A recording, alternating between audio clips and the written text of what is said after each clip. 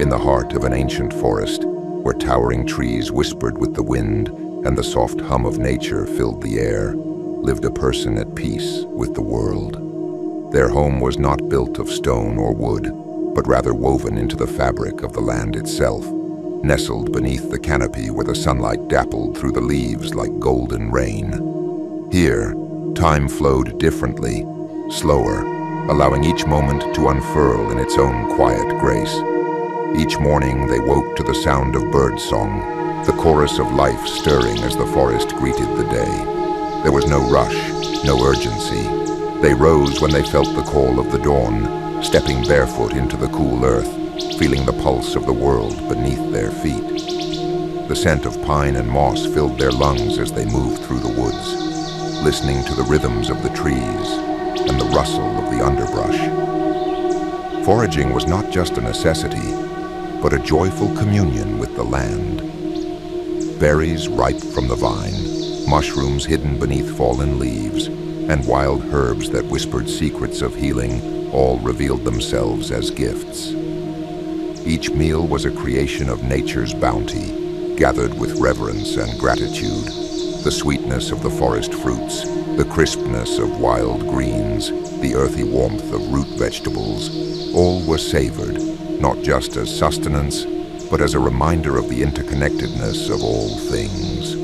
As they wandered through the woods, they touched the trees as one might touch an old friend, feeling the ancient wisdom held within their bark.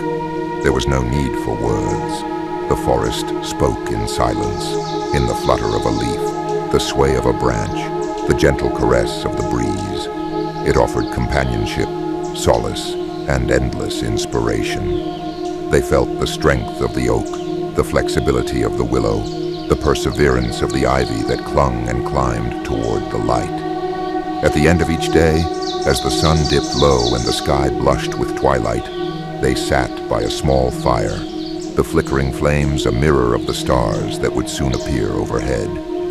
There was no yearning for more than this, no desire for what was beyond the forest's edge.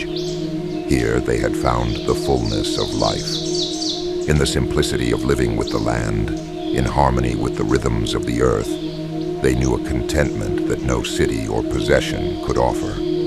The forest was their teacher, their guide, reminding them that life need not be hurried nor complicated. Every breath, every step, every bite of food gathered from the earth was a blessing. In the quiet moments beneath the canopy of the ancient woods, they found that the greatest riches were not in what one could acquire, but in what one could give back to the world. And so they lived, content, at peace, and in love with the wild beauty that surrounded them. The forest, ever generous, continued to provide, and they, ever grateful, continued to thrive, knowing that happiness was not a distant goal, but something as near and precious as the soil beneath their feet.